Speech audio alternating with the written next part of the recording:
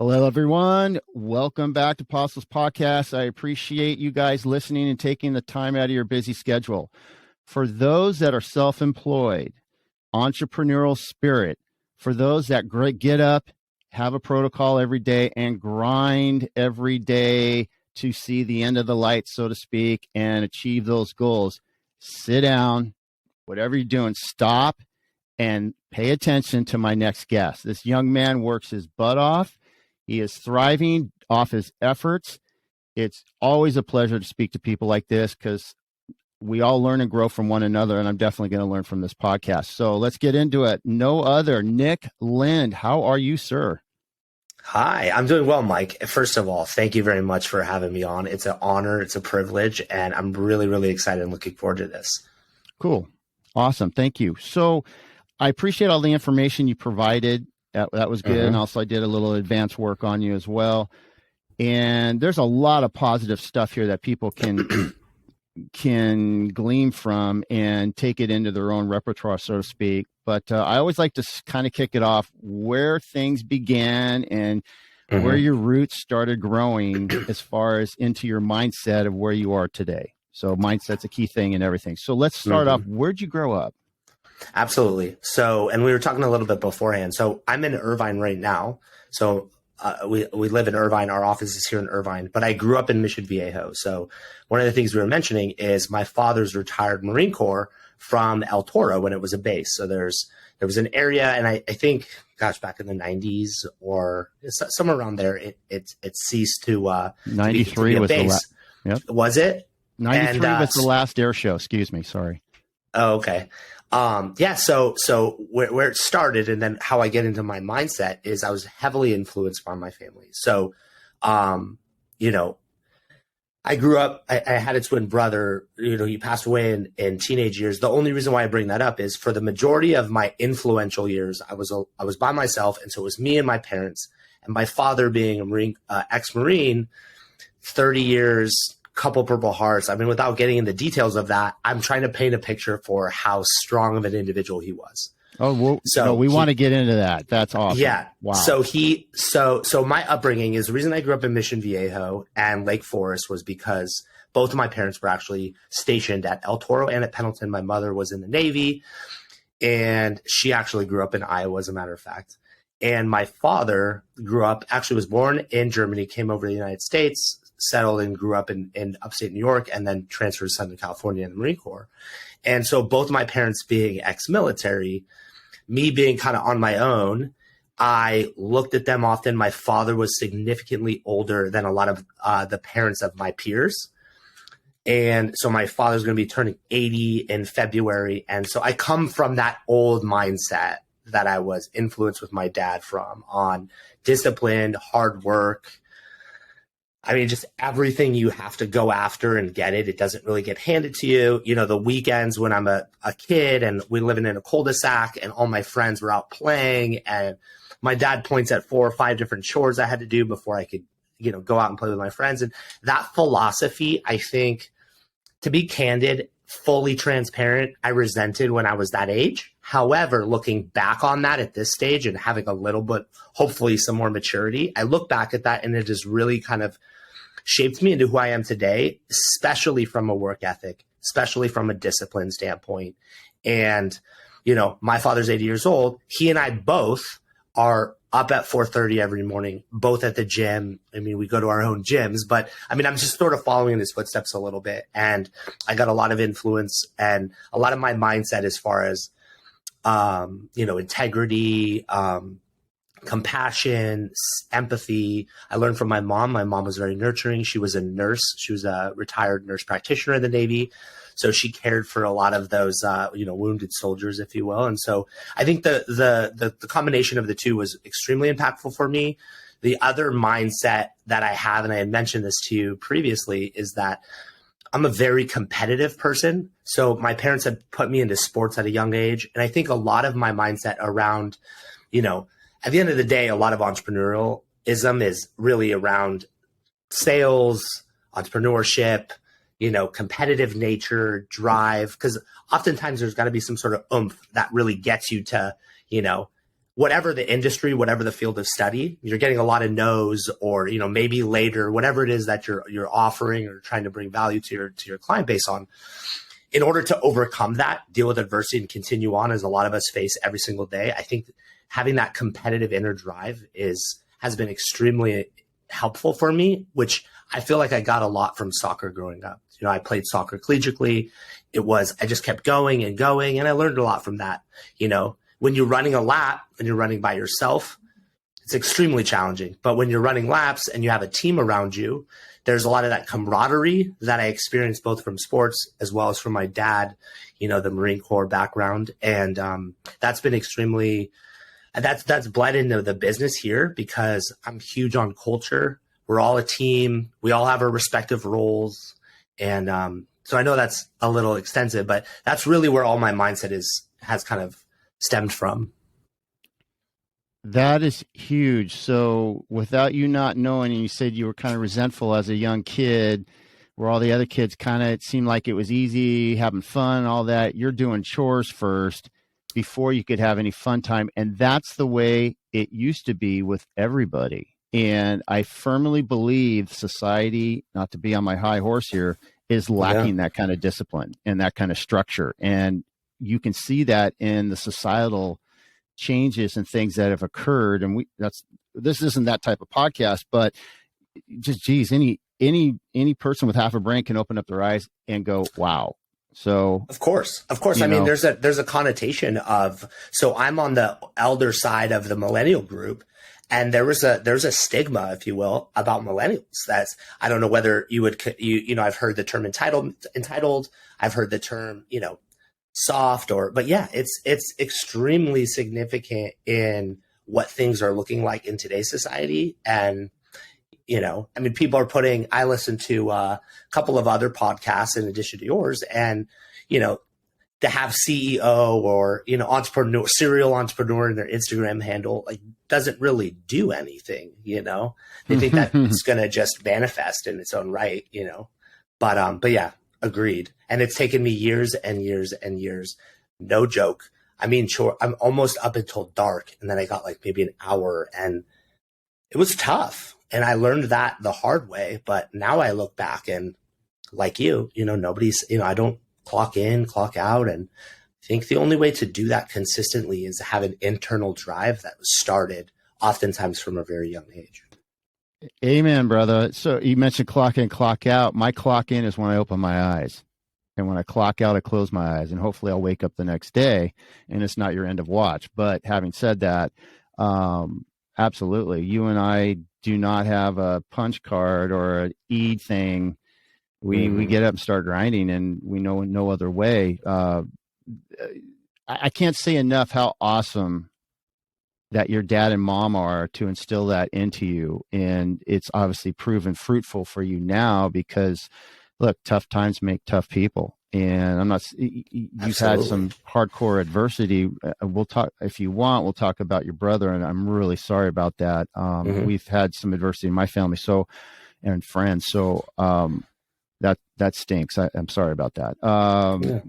But all that helps mold you to who you are today. And exactly. And that's why I bring it up. I want you to continue, but that's just why I bring it up. Not looking for pity or anything. It's just, it literally is one of the most impactful times in my life, and it has made me who I am. And I think that's another thing that took time to go from a negative view on something to, I wouldn't want to say positive spin, but some sort of like, this happened for a reason type positive spin. And how did I grow from that? And when I have even people that work on our team, they'll go through something, and it's like, I'm only able to be compassionate and empathetic by definition because I've experienced something similar. And, I know what that's like, and I can connect with them on a different level. And I feel honored to be able to step into that role, having gone through something serious like that. So thank you. So let's talk about, you mentioned in, you and I discussing and me reading about you stud athlete with soccer, and you were the captain of your, I believe, college team at UC Davis. Is that correct? I mean, Yes, sir. Nick, that's awesome, brother. So you were D1 athlete. That's huge. Yeah. Yeah. Well, yeah, it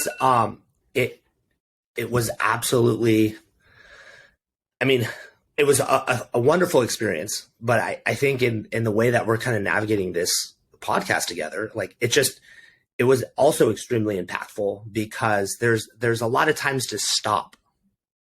It wasn't easy when I was in high school and I was doing, tournaments, travel tournaments on the weekends, and all my friends are out at the movies or whatever, right? It's just a kind of expression, but and I'm getting ready to drive out to Bakersfield the next morning. And so I go to bed on the Friday night. Like it has also helped carve me into the person I am today. And what I'm most proud about is, I did reference captain, and I'm very intentional when I reference things about accomplishments that I have. And I try to only be intentional about it in the context of like, that's what I'm most proud of, because our coaching staff and the peers saw me as a leader. And that's the type of character that I try to have each day. And so I was very, very honored about that. So that was my, when I look back, when I'm 80, being the captain and kind of, leading the team was huge, because there also came responsibilities with that.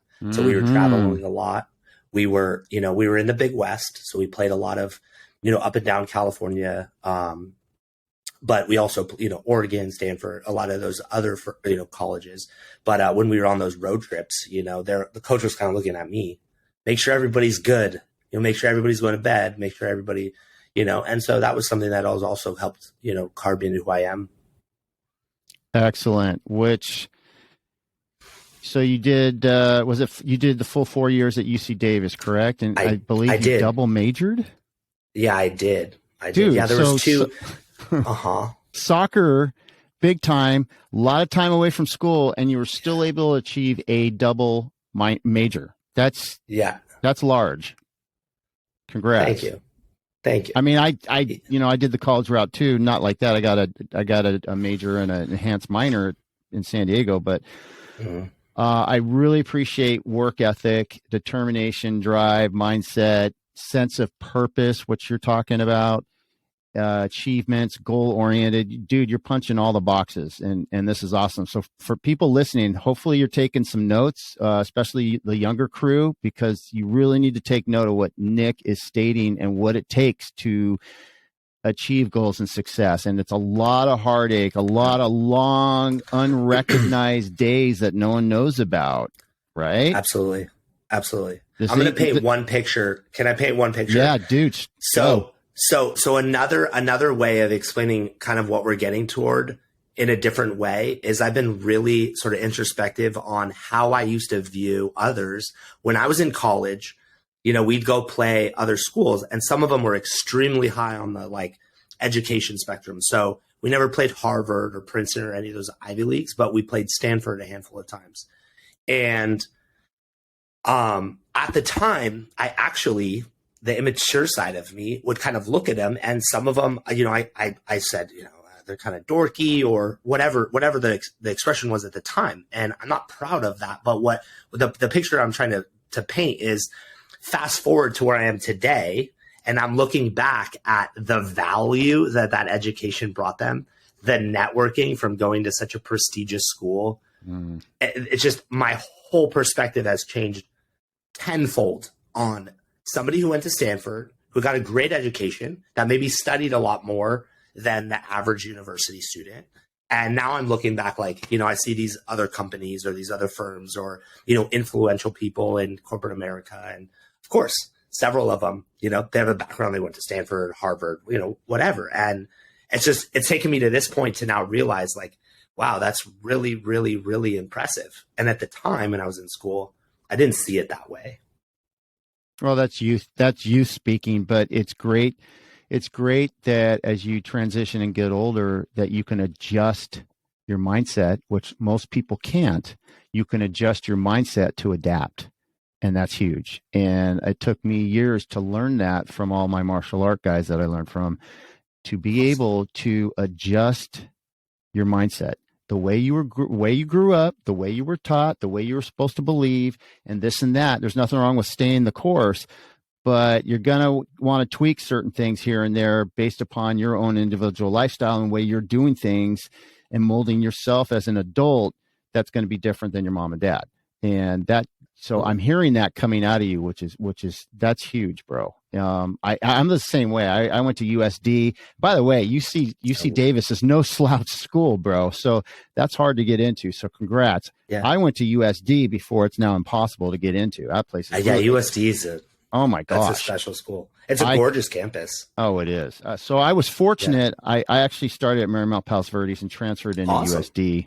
And I surfed and did all that, but I was no collegiate athlete like that. But, back then I didn't have the appreciation either for that. And as you get older, you're like, man, I wish maybe I should have listened a little more intently on this or that. But you know what? You got to just move forward, and you can't regret. You just got to press forward. So, of course, you graduate UC Davis, you have 2 degrees. And you're like, yeah, that's not enough. I'm gonna load up the bullets more and get more BBs on my resume, so to speak. Mm-hmm. And you ended up getting, I believe, you got your master's. Was it your master's? I didn't. So I got a graduate diploma, which is like a 2-year certificate course at UCLA Extension. Okay, well, UCLA, hello. Well, another hard school. I considered. Well, I could actually consider the master's program, but it actually just didn't serve me, to be honest, because it was much more important for me to be in the field. It was much more important for me, not to take 2 years fully out of the field to study the way it would need to finish the master's. The financial implication of doing so, I didn't feel, if I go work for, Toll Brothers or Lennar or, some major corporation that does, development or construction, I probably would have. But I think in my own right, I was just more interested in learning in the field and picking up the development side of real estate, having just enough kind of textbook version of it. So that was the reason I went. Nice. And so when you completed that, okay, so your first, I guess, real job, I believe you were in the financial investments life insurance business. Did you do that while you were going to UCLA or afterwards? My first profession was that, and I went to UCLA afterwards. So the way that kind of the timeline of what transpired in my background, in my professions is when I got out of school, I came back down south and I started working. I really loved the idea of financial planner, the concept of it. So you get started. Anybody who has any experience in that, for me, I worked with Prudential and they're a life insurance based company. So for the first couple of years from like 22 to like 24. And by the way, the turnover is outrageous. It's one of the worst. 14 people out of 100 stay 2 years. So my first 2 years, I was cold calling and I was doing a lot of insurance products. I was doing permanent, variable. And I was looking at a lot of my peers and, kind of fast track on this side of things, but I immediately was more attracted to the wealth management side of it. I just thought it was more exactly that. It was just more attractive. It was more interesting watching the market than selling a product of insurance. So pretty quickly, I kind of moved into that. And then I spent 7-8 years. I was there for 10 years. I spent 7 or 8 years focusing on wealth management. So I ended up doing a lot more investment planning, retirement planning, estate planning. And the last one does involve a lot of insurance products, but for the most part, the rest were more from, wrap fees, managed accounts, wrap accounts, and also annuity products. So I was doing quite a bit of that. And then what happened was, because we're in Southern California, which I'm extremely thankful that I grew up in an area and that I live in an area I'm so fond of, that has such phenomenal real estate, So the growth that we've received in California, I mean, if you look back over the last 20, 30, 50 years, it's outrageous. I think it's pretty understood. But we started investing into projects, started investing into properties. I have a couple of good friends that do this profession of development. They had reached out to me and they knew what I was doing. I had a decent book of business at the time. So I reached a lot of these retirement clients of mine. I said, hey, listen, how about some less than correlated returns? What I mean by that more specifically is, if we have your liquid net worth and we have, let's say 80% of it in the market, of which it's, 40, 50% bonds, 40, 50% stocks, depending on the risk tolerance. Would it make sense for us to carve out, 10, 15, 20% into a less correlated alternative investment strategy like real estate? So I started doing that. And that's when my eyes opened, and I had my own little practice. We were incentivized from Prudential to, have a private office and assistant. So me and a partner had a little franchise, if you will. And I ran that, and I got really comfortable there, but I was much more interested in real estate. So once I started doing that investments with my clients into real estate, once a couple of those projects finished, I was way more interested. I find myself showing up on the sites significantly more regularly. I'm thinking about it. Like you said, when I wake up and when I close my eyes is, my day, the majority of it was filled with real estate thoughts. And so eventually, make a long story not quite as long, I ended up transitioning into it full time. It was a little bit of a process, but I transitioned in full time.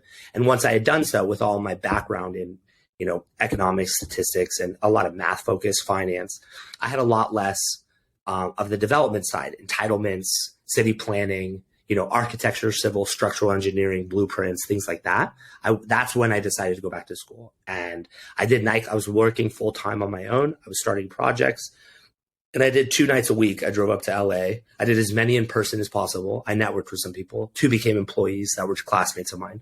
1 person became an investor that was a classmate of mine. And that's how it went. Very cool. Nice building blocks right there and stepping stones. That's spot on. And by the way, Nick touches upon briefly about life insurance products and the turnover, if you will, in that industry. He's correct. I was in it for 8 years. It's brutal. Making cold calls at night to people, and you're trying to sell them an intangible product, and you're talking about death. And then you start talking about tax deferred savings and all that, and people go, wait a minute, you're talking about my death and life insurance. I don't even know who you are. And now you're telling me you can get tax deferred. I literally had so many people say, F you, you're full of it, and hang up on me before I could explain properly what's going on. Yeah, I was brutal. Like when guys were at home partying and watching Monday Night Football at the bars or doing, I was in the office cold calling. It was brutal. It sucked. I mean, but you just do it, Well, if your experience was like mine, it's like I learned a lot more about business and sales, and I just learned a lot more about that than I did, the psychology of how people think, the type of ways to steer conversations with the desired effect of getting like their underlying concerns and objectives out on the table. Like that was what I learned a lot more about how to work with customers and clients than I ever did. Like, taking life insurance products into what I do now. Mm-hmm. I don't know if you experience that when you're talking about cold calling. I mean, there's talk about mindset. That's really where, separates people. Yes, sir. Yes, absolutely. Because the amount of duration someone can keep taking that day in, day out, weekly, it's a beating. But everybody's different. Maybe that helped start me on my martial art career and kept me hanging in so I wouldn't quit. I don't know. It's just there's certain, hey man, I look at it as either you got it or you don't. But there's for everybody out there, especially those listening right now, look, I failed at so many things, and that's okay. It sharpened my pencil and it put me in a better direction of where I need to be headed. Maybe those that are religious, maybe you think God is putting you on a different path, and rejection is on purpose, so it leads you somewhere else. Or you believe in cows or aliens, whatever. That's kind of the mindset you got to have. At least I do. Okay, I failed at that. Mm-hmm. Okay, there's something else I need to be looking at then, or something else I need to do. And there was a reason why I failed. I got to learn from that, grow from it, get sharper, get better. And I've always been that way. And I'm sure you're like that too. But absolutely. And you just got to find it. So, okay, so what? You failed at this. Maybe that wasn't your calling. Mm-hmm. Maybe you got to do XYZ on ABC Avenue, and that's where you need to be. And so people struggle every day finding their calling or finding what is that. But once you do, then latch in, dig your heels in and go to work. Put your head down and do it. Mm-hmm. Pain is the number one motivation for change. Yes, absolutely. Oh, Pain is the number one motivation for change. So if you're just coasting through things, and maybe it's a little bit easier in the moment, but I would suggest that you're much more likely to grow and improve. When I say change, I'm thinking from a positive spin. Only have I grown and it's all been through pain. It's all been through the challenging time. I don't necessarily mean physical pain. I just mean like those challenging nights where you're, making calls or what have you. I mean, it's intense. And I think it's the number one motivation for change. Yeah, it's a mindset thing. No one likes to be told to F off and hang up on you, and then you got to pick the phone right back up and dial this and do the same thing. With a smile on your face, too. Yeah, exactly. And you can tell when you're smiling through that phone or not, or someone's pent up with anger. So, all right. So you went through that. We're now getting into, you found maybe your true calling. And for those listening, 100%. Nick has a thriving business. It's doing well. It's gaining traction. It's growing, which those are all the signs you want to see. He's growing exponentially each year. And so you're involved with, I think, the way the real estate market's going, and I don't mean just because we're having a tough time right now with the economy and the next 2023 is going to be difficult. I truly believe this is where real estate is going because the state's always trying to reduce your commissions. The state's always trying to get rid of the realtor and make it more of a direct transaction, or maybe just have attorneys do it. The state is doing a lot of stuff, and they've been doing this for decades, trying to get rid of us. And the same thing with life insurance. They were changing so many different the federal, and then you have the state, and that changed a lot of life insurance products in the late 80s into the 90s. It did. So and the number of disclosures necessary. Right. Yeah. So everyone listening, Nick so you're doing, and correct me if I'm wrong, but it's not just you're a realtor and doing real estate. You're doing development. You're doing, it seems like, commercial and residential development, correct? To a degree? For the most part. Yeah. Minus the commercial part currently. Okay. But yes. So we have a real estate salesperson's license, not me, but one of the guys that works with us. But we actually do very little transactions. So for the most part, unless we're purchasing something and we want to represent ourselves, for the most part, what we're doing is we're doing real estate development projects. At this point, our experience has been exclusively residential. So we do residential development projects, and we do it spec, as it's termed, meaning that we're doing it on our own accord. And then we're also general contractor. So we're general contractor in that we do development. So the development typically by definition is, we're either buying land. The most obvious is, say, a land or an infill project where we're increasing density. We're tearing down whatever's there and we're building all new. So that development portion of going to the city and entitlement work and adding new addresses and, recording with the county and all the easements and then all obviously the architecture and structural engineering and civil engineering. But we do all of that. And then once we get building permits, our team, and I would say where 70% of our days are filled with, it's actually running the general contracting scope through the project. And then at the end, when these homes are completed, we then either sell them ourselves, or for the most part, we actually get local brokers that are, have a very good pulse on the market, especially in that submarket. And we sell them off. And then, from there, we pay back the investors that participated as equity partners in the project, pay back the bank, who is the lender on the project. And then whatever's remaining, we take on, and we put into the next one. Nice. Very cool. Congrats on that, man. That's awesome. And then you started that from nothing, pretty much, right? I mean, it kind of transitioned through, you mentioned when you were doing with Prudential, but this was, the only way in which part of that timeline that I failed to mention was when I purchased my first home. It was in 2011, and the market was still like barely trying to get up to the surface from 2008. And I ended up flipping that house over the course of a few years.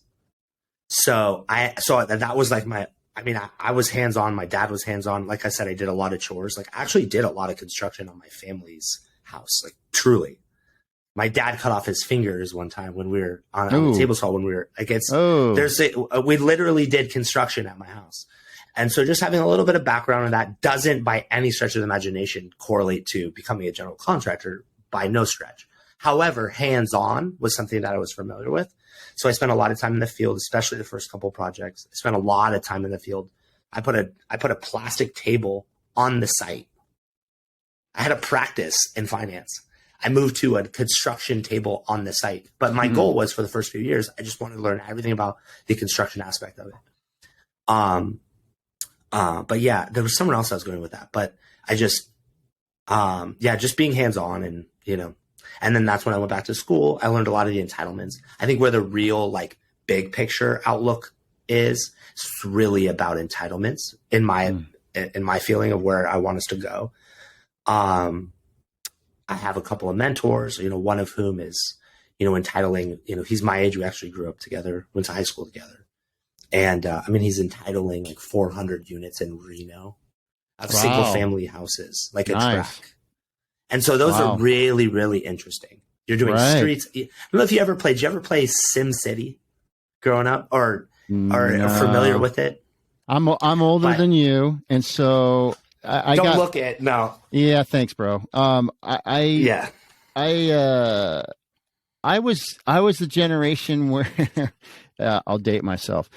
Let's see, where it was like the tail end of Pong, and then you got into Atari and Nintendo and those games, and I remember a couple of years of my life where I was zoning in on the TV and playing those archaic type games compared to today. But then I burned out on that, and I'm like, I was more focused on sports and graduating and moving on and achieving certain levels. Surfing. But yeah, surfing and absolutely. Oh yeah, I'm back then. My God, if I didn't surf, I was anyway. So yeah, absolutely, bro. So but no, I think you mentioned any of the stuff from like the, I don't know, 90s on up. I'm kind of clueless as far as the game stuff. Sorry.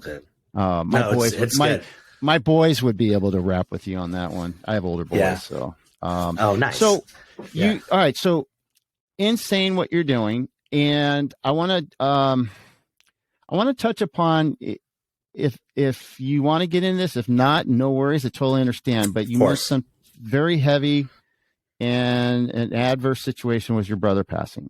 Yes. And my son's best friend, when he was 15, they were like two peas in a pod, talked every day, go to the wedge, talk about what they're doing. I mean, they were like boyfriend, girlfriend. And then he was tragically killed, and it really effed up my son. It effed up the community. Great kid, super sweet kid. It was just tough. So, but nothing like something. It wasn't like my direct blood, you know what I'm saying? But I did feel like I lost a son, and not to sound selfish, but no. And then, how was that experience for you watching your son walk through that and helping him through that? Well, it's difficult because the first 4 days he didn't get out of his bed. He didn't leave the room, and he was depressed, and he was a mess. And then which helped him get through it is he created a shrine in his room for him. And then he went to all the surf spots that they enjoyed being together with, and he collected sand, and he put them in these glass votive candle things. And so each one that had sand in it was comprised of all the different favorite spots that Blake's friend Johnny enjoyed. Wow. And then he presented that to the parents, and they were blown away. They're like, oh my God. And then Blake gave him his board, and Blake had written this whole thing on the back of the board about what Johnny meant to him. And so it was really moving and touching for the family and for us to see. But, he still talks about him every day. And how long has it been since Blake experienced that? Since that situation happened? It will be, next July will be 3 years. But so it's still relatively recent. So he was 15, he's 15, and then COVID hit. So you have that thing hit you, and then the COVID thing, which no one's ever experienced, this pandemic BS hits, and then he can't go to school and see friends and, just anyways, one thing after another. And so this touches upon mindset and being able to break through that and move forward and go on with your life. But there's a lot of kids today struggling mentally because of COVID. And then if you add on the grievance of losing a very close loved one or friend, it's then compounded even worse. And so that could have really derailed you or sidetracked you or made you go a certain way and you mentioned it was a twin brother. Did you have a twin? Yes. So yes. My gosh, I never had a twin. I don't want to talk out of my what, but apparently you guys as a twin, it's almost like you can communicate telepathically, right? I mean, you guys know exactly who's So we were a little bit less of that because we were fraternal. So we were two eggs at the same time versus identical. One, actually a guy that works with us is a triplet. Oh, wow. And, but I think, his is identical brother and, an extra egg for his sister. I don't know. But he always tells me about it. Anyways, to your point, though, I guess I'm getting a little self-conscious about the situation. But yeah, so we were fraternal, and that experience. We were 14 at the time, and I can imagine, there's a lot of situations in which, you could take it as, why did this happen to me? And of course, there were times of that. Actually, there was a couple of years of that where it's a little bit of that pity or. Mad at God or resentful at the situation or, I think the one of the most challenging things that happened actually was watching my mom walk through that. So at my age, I think, and to sort of kind of bring me down to size, I think that the age of 14, if we were older, I think if we were 18 or 21, I think it would have been harder for me, specifically to the loss of my brother. At that age, I was still very young, and I don't know if I understood the magnitude and longevity of like never coming back quite like I would have if I had experienced that, whereas 18 or 21. The reason why I say it that way is absolutely that was very, very, very challenging and tough. But really, one of the major struggles that I faced, then being now an only child, is like watching. I've always been very close to my mom, especially because my dad was so stoic and tough. Is that I would gravitate toward my mom and watching her for several years. Like my mom didn't get out of bed for almost a year, and I say that as an exaggeration. But she really didn't. She was in and out of bed, and she had a really hard time sleeping for several years. And that was probably the most impactful thing that came from that, was just because at that age, you're still a boy, you're looking up to your mom, and absolutely it was bad with, because my brother and I played soccer together. We went to school together. We did summer schools together. So there's that, but it was a lot with my mom, It was a lot like watching her have to struggle like that and not really be emotionally available for me for a few years. And it really, I think what came about from that is I just grew up really fast. And, when you grow up you're just forced to, and then there's that unique dynamic when, say, for example, some of my peers, some of my friends, they have, several siblings. And then when it comes to like a holiday event and somebody's at their house, there's a lot of siblings around. There's a lot of, and then cousins and all that stuff. So for me, a lot of my teenage years, and actually this relates to business in some capacity, what happened was I was experiencing my parents would have social gatherings and they would have a bunch of people their age. And I was oftentimes for several years, like in my teenage years, I had my friend group, but when I was at home, my parents had social gatherings. Like it was me and a bunch of like 65-year-olds, like truly often it was just me. And so I conversed with them a lot. And I think the reason why I'm going this direction, and we absolutely can get back to, other things that happened from that situation. But the one thing, and I guess, so the other, if my brother was around, I would have, he and I would have been upstairs playing games or whatever, playing video games or out in the street. Because it was just me and I didn't have anybody to talk to, I talked to people that were 65. what happened was when I got into the when I got in the workforce and I was making those calls, the second you start doing retirement planning, and I was 24, 25 by this point, guess who you're calling? 65-year-olds. And I'm 25. And I'm sure there's plenty of people that could do that. But I think one of the reasons why I had a little bit of a ability to do that more naturally, I suppose, was because 10 years previously when I was 15, it was like me, my mom and dad, and like 7 of my parents' friends. And I was at tables with them eating dinner and talking to 65-year-olds all day, all evening. So I don't know if that's painting the right picture on that, but like it actually helped me because then I was calling all these people. I was talking to people that were substantially older than me that I actually had experience talking to. No, you actually answered the question. Absolutely, because even if something is tragic and difficult and horrible, whatever adjective you want to conjure up about that life experience, you got to try and move forward and go a positive route, because just spiraling down a dark rabbit hole is going to do nothing but bad things. So, and there's nothing wrong with spending, there's nothing wrong spending time grieving, of course. And, they always say time has a way of healing things, but you never get over it. You never forget. You may be able to handle it better and just know how to manage it better. At least that's what a lot of people that I've spoken to that have lost close loved ones. I had a business partner. His daughter died in his arms when she was 8 of cancer. I mean, I felt like I lost a daughter on that day. I can imagine. That was brutal. She's dying and she's like, "Dad, why do I have to die?" I mean, how do you deal with that when it's your kid? Nothing prepares you for that. Yeah, it's brutal. And by the way, that experience was 22 years ago. So just put it in context. My brother passing, it was 22 years ago.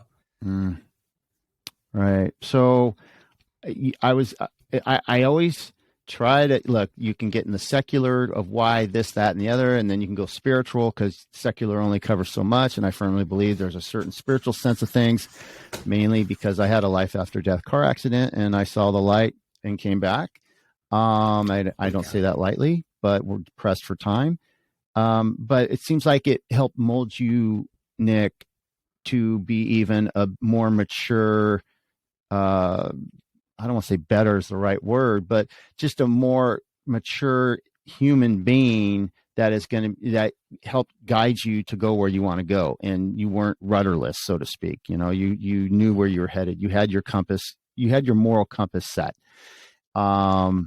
And it seems like it has helped you to mold you as the individual you are now, as a mature man, believe you're a husband, father, and this great business person. So I guess that's the positive you can look at it. It still stinks, but yeah. So I just bring that up because I appreciate you opening up about that, because there are a lot of people struggling right now. A lot. I've spoken to a lot of people and they're struggling. So just everything. So I'm glad. Hopefully that helps some of you listening out there. Always open to talking to people about it. I actually, our family did a development up in northern Idaho on some land, and I have a lot of vet friends, and I've always wanted to if I could quit what I'm doing now and just do a nonprofit, obviously I need to make a little bit of money, but where I could help vets, but not only vets, because there's plenty of those organizations, but help individuals that are just struggling from certain adversities in life. I would have people up in Idaho on land and fly fishing and hunting and going on the lake and going to Schweitzer and ski or board and do stuff to help you get into this positive mindset, and move on. And anyways, I'm going off on a tangent. So thanks, bro. I appreciate it. Of course. And there's always wounded warriors too. I've been following them for quite a while. They basically help vets that have some version of amputees or PTSD or some sort of, compromising effect after a war, and they're taking them out surfing. Absolutely. So that Steamer Point. Yep. Yeah, that'd be rad. So yeah, totally, bro. So let's pay some respects to your parents. So you had some very hardworking parents, mom and dad. Your mom was a nurse, and God bless her. Thank you, Mom. And your dad, God bless you, sir. Thank you for serving our country and the stud pilot that you were. And I believe he retired colonel at the base. So yes. So let me say that more specifically. So my dad made full bird colonel before he retired. In order to get a retired ranking from like a pension standpoint, you have to hold that ranking for like 2 or 3 years. And he had made that. And so his retired status for pension is lieutenant colonel, having made though colonel before he retired, if that makes sense. Yeah. Anybody who's an actual vet, like it's very significant. But my dad actually was offered to go work at DC and be a 1-star general. And that's actually the reason why he left, was because he didn't want to move the family to DC and he didn't want to get a desk job. And so, but anyways, yes. Wow. So you obviously, as you've mentioned earlier and throughout the podcast, this episode, your dad bestowed upon you directly or indirectly that work ethic, that strong behavior to keep a strong focused mindset and press forward. And you mentioned you get up every day at 4:30, 4:30. Yes. Yes. 4:30. Yes, absolutely. Yeah, absolutely. Do you know who David Goggins is? I don't know him, but I know the name. Yes. Okay. So anybody who's listening, if you know David Goggins, my dad was a very less charismatic version of David Goggins. Okay. So look him up. Yeah. I mean, he's just like, I think he was a Navy SEAL. He has a book out, actually. That's really good. Yeah. I don't want to. But anyways. Any vets out there, military, current, thank you for serving, by the way. Maybe you can thank you very much for your service. Yeah. Thank you, everyone that have served and continue to serve. So, and especially those that gave all. Wow. That's amazing, though. So, right on, Dad. Thank you, sir. So, if people want to get in touch with you, especially in the Orange County area, but I think you have also dipped into LA County as far as business too? We have done quite a bit in LA as well, yeah. Okay, so if people listening... There's a lot of opportunity up there, but yeah, Orange County and LA. Okay, cool. So I'm trying to just pinpoint, do a grid search here for you. So people that are in LA County or Orange County and would like to maybe speak with you about some possible investment opportunities in your projects, or, hey, Nick, I've got this development, I want to tear it down, restart it, but whatever that is, how do they get a hold of you? So you can email me. You can go to our website. You can call me directly. So our website is www.revererealestateco.com. That's REVERE realestateco.com. You can call me on my cell phone. My cell phone is 949-735-8431, or you can email the staff at admin@revererealestateco.com. Perfect. And how many people do you have a certain amount of people you employ, or? 11. Yes. Oh, good for you. Awesome. That's a lot of work, bro. My wife employs 170, and that's a lot of work. That's crazy. Well, you got to hire a couple people just to manage that. So, and deal with the state. But, bro, you got 11 people. That's awesome. Good for you. Congrats. Thank you. Well, Nick, hey, brother, it's been an honor speaking with you. I've thoroughly enjoyed this episode and your time. Thank you so much. I've learned quite a bit, and I always love speaking to individuals with the drive that you have. So thank you, sir. Absolutely. Thank you very much for having me. It's been a pleasure. Right on, Nick. Have a great day. Take care. Thanks a lot. You too.